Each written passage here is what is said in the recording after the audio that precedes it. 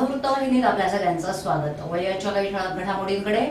केवळ भोगोटा प्रमाणपत्र नाही म्हणून डीम कन्व्हेन्स प्रक्रिया थांबू नये. आमदार जितेंद्र आव्हाड. कचऱ्यापासून ऊर्जा निर्मितीसाठी खासदार डॉक्टर श्रीकांत शिंदे यांचा पुढाकार.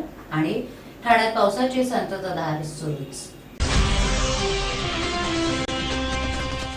आपलं शहर स्वच्छ, सुंदर आणि नेटनेटकं ठेवणं ही आपली जबाबदारी आहे, हो ना? मग उचला फोन आणि विना परवाना होर्डिंग्स, बॅनर्स कुठे दिसले तर 1800-222-108 या टोल फ्री क्रमांकावर कळवा किंवा 7506946155 या भ्रमणध्वनीद्वारे आपली तक्रार नोंदवा किंवा महापालिकेने तयार केलेल्या स्टार ग्रेड ऍप्लिकेशनद्वारे आपली तक्रार नोंदवा. त्याची दखल त्वरित घेतली जाईल. केवळ भोगोटा प्रमाणपत्र अर्थात ओसी नाही म्हणून डीम कन्व्हेन्स प्रक्रिया थांबवू नये. त्यासाठी मुंबईप्रमाणेच एमएमआरडीए क्षेत्रातील गृहनिर्माण संस्थांना देखील परवानगी देण्यात यावी अशी मागणी आमदार जितेंद्र आव्हाड यांनी मुख्यमंत्र्यांना पाठवलेल्या निवेदनात केली आहे. विशेष म्हणजे आमदार आव्हाड यांनी ही मागणी केल्यानंतर ठाणे जिल्हा नियोजन समितीच्या बैठकीत ती मान्य करण्यात आली आहे. त्यामुळे आता नगरविकास खात्यानं एमएमआरडीए क्षेत्रात मुख्यत्वे ठाणे शहरातील मुंबईच्या धर्तीवर ओसी शिवाय डीम कन्व्हेन्सची प्रक्रिया तात्काळ सुरू करावी अशी मागणी आमदार आव्हाड यांनी मुख्यमंत्री देवेंद्र फडणवीस यांच्याकडे केली आहे. एमएमआरडीएच्या क्षेत्रात सर्वच निवासी सोसायट्यांना डीम कन्व्हेन्सची गरज आहे. ठाणे जिल्ह्याचं मोठ्या प्रमाणावर शहरीकरण झालं असून जिल्ह्यातील 22,500 गृहनिर्माण सोसायट्यांपैकी जवळपास 70% इमारतींना छोट्या मोठ्या कारणांमुळे भोगोटा प्रमाणपत्र मिळालेलं नाही. ओसी नसल्यानं या सोसायटींची डीम कन्व्हेन्सची प्रक्रिया थांबली आहे. ओसी नसेल तर बांधकाम पूर्णत्वाचा दाखला सादर करावा असे सरकारने सुचवले होते. मात्र तसा दाखला देण्याची पद्धत ठाणे जिल्ह्यातील महापालिकांमध्ये नाही. डीमसाठी अभय योजना सरकारनं जाहीर केल्यावर ठाणे महापालिका हद्दीत 2,900 इमारतींनी अर्ज केला. मात्र फक्त 850 इमारतींचा डीम कन्व्हेन्स झालं. बहुतांश इमारतींकडे ओसी नसल्यानं डीमची ही प्रक्रिया रखडली. ज्याप्रमाणे मुंबईतील गृहनिर्माण सोसायट्यांना ओसी शिवाय डीम प्रक्रिया करण्याचा निर्णय जाहीर झालाय, त्याच धर्तीवर एमएमआरडीए क्षेत्रातील ठाणे, पालघर, रायगड जिल्ह्यातील हाऊसिंग सोसायट्यांना ओसी शिवाय डीम करण्याची मान्यता द्यावी अशी मागणी आव्हाड यांनी केली होती. जिल्हा नियोजन समितीच्या बैठकीमध्ये या मागणीला मान्यता दिली गेली असली तरी नगरविकास खात्यानं या मागणीकडे अपेक्षित असं लक्ष दिलेलं नाही. त्यामुळे आता मान्य झालेल्या या मागणीच्या अंमलबजावणी संदर्भातील वटहुकूम मुख्यमंत्र्यांनी काढावा अशी ही मागणी आव्हाड यांनी केली आहे. तेव्हाचा चिंग्या तसाच होता. माझे इथल्या बँकेत अकाउंट नाही, त्यामुळे माझ्याजवळ पैसे नाहीत. माझे पैसे तुम्हीच भराल का रे मित्रांनो? नंतरचा चिंग्या तसाच होता. काय करू मित्रांनो, आज माझी बँक बंद असते. चिंग्या अजूनही बदलत नव्हता. आता माझ्याकडे पैसे आहेत पण चेकबुक नाही. चिंग्याची कारणं थांबत नव्हती.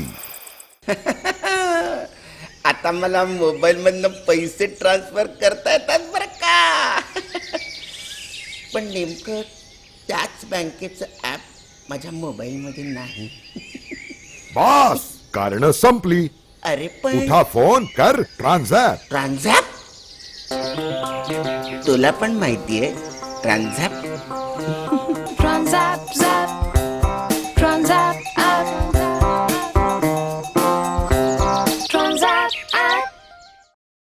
खासदार डॉक्टर श्रीकांत शिंदे यांनी आपल्या कल्याण लोकसभा मतदारसंघातील घनकचऱ्याचा प्रश्न मार्गी लावण्यासाठी पुढाकार घेतला असून कल्याण, डोंबिवली, अंबरनाथ, उल्हासनगर या शहरांमध्ये जमा होणारा घनकचरा तसंच औद्योगिक कचऱ्यापासून ऊर्जा निर्मिती व्हावी यासाठी प्रयत्न सुरू केले आहेत.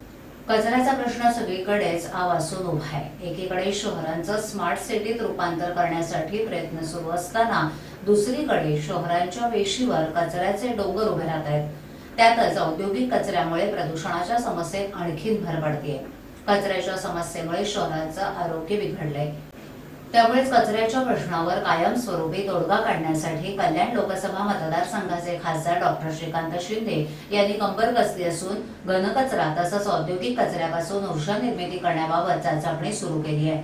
या संदर्भात नुकतीच त्यांनी पालकमंत्री एकनाथ शिंदे, कल्याण डोंबिवली महापालिका, उल्हासनगर महापालिका आणि अंबरनाथ आणि बदलापूर नगर परिषदांच्या अधिकाऱ्यांसमोर एक सविस्तर सादरीकरण केलं। डेल्टा ग्रुप होल्डिंग्स इनकॉर्पोरेशन आणि the greener world investment incorporation या दोन कंपन्यांकडे असलेल्या तंत्रज्ञानावर आधारित कचऱ्यापासून ऊर्जा निर्मिती करणाऱ्या प्रकल्पाचं सादरीकरण या प्रसंगी करण्यात आलं। या कंपन्यांनी अमेरिका, नॉर्वे, स्वित्झर्लंड इत्यादी देशांमध्ये कचऱ्यापासून ऊर्जा निर्मितीचे प्रकल्प यशस्वीरित्या उभारले असून त्यांचंही सादरीकरण यावेळी करण्यात आलं। या प्रकल्पासाठी दररोज किमान 2000 टन कचऱ्याची आवश्यकता असून त्यासाठी कल्याण, डोंबिवली, उल्हासनगर, अंबरनाथ, उल्हासनगर या शहरांमध्ये निर्माण होणारा घनकचरा तसंच औद्योगिक कचऱ्याचं सर्वेक्षण करून सविस्तर प्रकल्प अहवाल सादर करण्याचे निर्देश पालकमंत्र्यांनी या प्रसंगी दिले।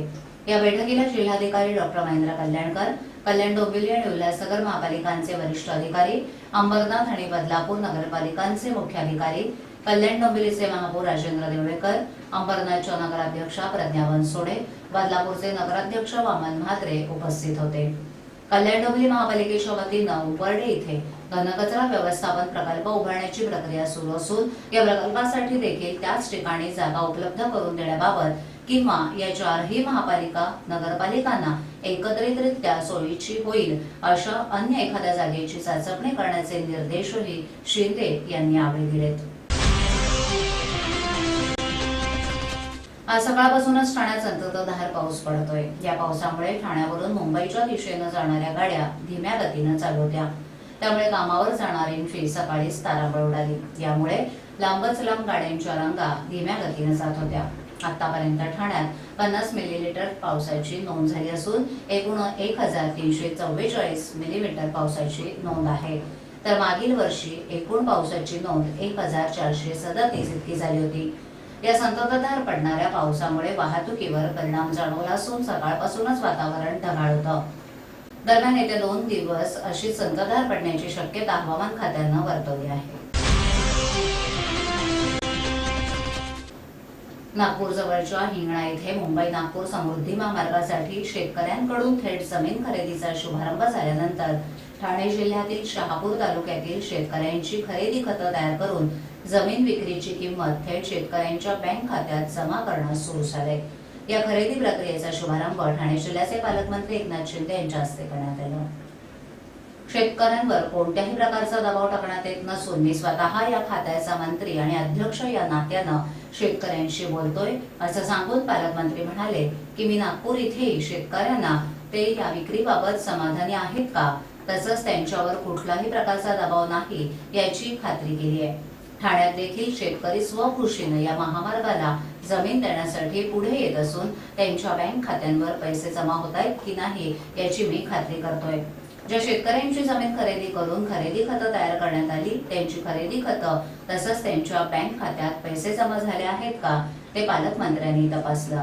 मौजे येथील गणपत दगडू धामणे यांची 70 गुंठे जमीन शासनानं खरेदी केली असून 72,91,724 रुपये मोबदला दिलाय। मौजेव येथीलच दौलत शिवराम धानके यांच्या 85 गुंठे जमिनीसाठी 79,07,270 रुपये, तर मौजे वाशाळा येथील गणेश पांडुरंग राऊत यांच्या 43 गुंठे जमिनीसाठी 32,16,308 रुपये इतका मोबदला त्यांच्या खात्यात जमा करण्यात आला आहे। यावेळी आपल्या भावना व्यक्त करताना या तीनही शेतकऱ्यांनी स्पष्ट केलं की ते कुठल्याही राजकीय पक्षाशी संबंधित नसून विक्रीसाठी कुठलाही दबाव त्यांच्यावर नसल्याचं त्यांनी सांगितलं। आता तुम्ही मीडियाने तपासत आहे ना, कोण आहेत ते शेतकरी खरेदी खत करतायत, शेतकरी संमतीपत्र देत आहेत, शेतकरी सहभागी होत आहेत, शेतकऱ्याने स्वतः त्यांच्या तोंडून भावना व्यक्त केलेल्या आहेत आणि म्हणून मग आता हे कोण शेतकऱ्यांचे आडून राजकारण करतायत हे तपासा तुम्ही आणि तेही तपासलं जाईल। ठाणे जिल्ह्यामध्ये 5% मोबदला दिला जात आहे, नागपूर 2.5% दिला जातो। नेमकी शेतकऱ्यांची मागणी की आम्हाला नाही, अशी कुठली तफावत राहणार नाही। या ठिकाणी रेडी रेकनरचे काही मुद्दे, दराचे मुद्दे उपस्थित झाले असतील तर निश्चितपणे आमची मुख्यमंत्री महोदयांच्या अध्यक्षतेखालीची समिती आहे, त्यामध्ये अशा प्रकारच्या सूचना ज्या ज्या येतील जे जे मुद्दे येतील त्या मुद्द्यांवर चर्चा होईल आणि सकारात्मक निर्णय होईल. किती लांबीचा हा मार्ग आहे ठाणे जिल्ह्यात? 700 किलोमीटरचा हा लांबीचा महामार्ग आहे आणि 8 लेनचा हा महामार्ग आहे. समृद्धी महामार्ग जवळपास 6 तासाने म्हणजे हे अंतर जे आहे 700 किलोमीटरचं 6 ते 7 तासामध्ये पार करता येईल. हा अतिशय अत्याधुनिक पद्धतीचा हा महामार्ग आहे. 150 किलोमीटर पर आवरने गाड्या याच्यावर चालणार आहेत. 5 ठिकाणी विशिष्ट ठिकाणी इमर्जन्सी काळामध्ये विमान देखील लँड होण्याची त्या ठिकाणी तजवीज आहे आणि म्हणून हा राज्याच्या दृष्टीने अतिशय महत्त्वाचा आणि महत्त्वाकांक्षी प्रकल्प आहे. हा मुद्दा देखील त्यांनी जो मांडलेला आहे, ज्या शेतकऱ्यांनी सुरुवातीला सहकार्य केलं आहे त्यामुळे निश्चितपणे त्यांचा मुद्दा देखील आमच्या त्या समितीसमोर मांडू ठेवू आणि त्यावर सकारात्मक निर्णय घेऊ. ठाणे जिल्ह्यातील संपूर्ण यंत्रणा प्रशासकीय असो पोलीस यंत्रणा सक्षम आहे आणि योग्य ती त्याची तजवीज ठेवून योग्य वेळी कारवाई केली जाईल. सर, किती मोठा एरिया आहे हा? किती गावं आहेत त्याच्यामध्ये पूर्ण ठाणे जिल्ह्यात? याच्यामध्ये आता या मुंबई नागपूर समृद्धी एक्सप्रेसमध्ये 3 प्रामुख्याने तालुके येतात. त्यामध्ये शहापूर याच्यामध्ये 28 गावे आहेत. नंतर कल्याण आहे त्याच्यामध्ये 10 गावे येतात आणि भिवंडी याच्यामध्ये 4 गावे येतात. अशा 68 किलोमीटरमध्ये एकूण 42 गावे येतात. तर दर काय काम करतो? दर कुठच्या बेसून कसं काय? दर आता सध्या आपण शहापूरचे संपूर्ण जिल्ह्यातील 28 गावापैकी 23 गावाचे ठरवलेले आहेत आणि 52 लाखापासून जवळजवळ 5.5 कोटीपर्यंत हेक्टरी दर ठरलेले आहेत तिथले. कल्याणचे आपण असेच ठरवलेले आहेत. त्याचे मिनिट्स आता लगेच निर्गमित होतील. पुणे नागपूरमध्ये हिंदू सरकार या चित्रपटाला झालेल्या विरोधाचे लोण ठाण्यातही पोहोचले असून महाराष्ट्र प्रदेश काँग्रेस सचिव बाळकृष्ण पुर्णेकर यांनी या चित्रपटाचे दिग्दर्शक मधुर भांडारकर यांना ठाण्यात येऊ देणार नाही असं ठणकावून हा चित्रपट ठाण्यात प्रदर्शित होऊ देणार नाही असं सांगितलंय. प्रसिद्ध चित्रपट दिग्दर्शक मधुर भांडारकर दिग्दर्शित हिंदू सरकार प्रदर्शित होण्याआधीच वादाच्या भोवऱ्यात सापडला असून पुणे नागपूरमध्ये काँग्रेस पदाधिकाऱ्यांनी या चित्रपटाच्या प्रमोशन करता आलेल्या भांडारकर यांची पत्रकार परिषद उधळून लावली आहे. या चित्रपटाला आपला विरोध नोंदवलाय. याचे पडसाद संपूर्ण महाराष्ट्रात पोहोचले असून महाराष्ट्र प्रदेश काँग्रेसचे सचिव बाळकृष्ण पुर्णेकर यांनीही दिग्दर्शक मधुर भांडारकर यांना ठाण्यात पाऊल ठेवू देणार नाही असा इशारा दिला असून हा चित्रपट प्रदर्शित करण्यापूर्वी आमच्या प्रमुख नेत्यांना दाखवावा आणि त्यांनी संमती दिल्यासच हा चित्रपट प्रदर्शित करावा, अन्यथा ठाण्यातील कोणत्याही चित्रपटगृहामध्ये हा चित्रपट प्रदर्शित होऊ देणार नाही असा इशारा त्यांनी दिलाय. आवाज माझावरील एखादी बातमी पाहिजे होऊन गेली असल्यास ती YouTubeवरही पाहू शकता. तर मग नक्की सबस्क्राईब करा आवाज माझा. आजच्या ठळक घडामोडी शेवटी पुन्हा एकदा. केवळ बोगटा प्रमाणपत्र नाही म्हणून डीम कन्व्हेन्स प्रक्रिया थांबवू नये, आमदार जितेंद्र आव्हाड. कचऱ्यापासून ऊर्जा निर्मितीसाठी खासदार डॉक्टर श्रीकांत शिंदे यांचा पुढाकार आणि ठाण्यात पावसाची संततधार सुरूच. आपल्या विभागातील काही सूचना अथवा समस्या असल्यास आमच्यापर्यंत जरूर पोहोचवा. आम्ही तुमचा आवाज नागरिकांपर्यंत नक्की पोहोचवू. आम्हाला संपर्क करण्यासाठी आमचा पत्ता आवाज माझा 103 सायलेक आदर्शनगर समोर कोलबाट रोड ठाणे पश्चिम. आमचा दूरध्वनी क्रमांक 7666213141. आमचा ईमेल आयडी awazmaza.tvnews@gmail.com. तर मग पुन्हा भेटू याच वेळी याच ठिकाणी काही नवीन घडामोडींसह आवाज माझा वृत्तवाहिनी. तोपर्यंत नमस्कार.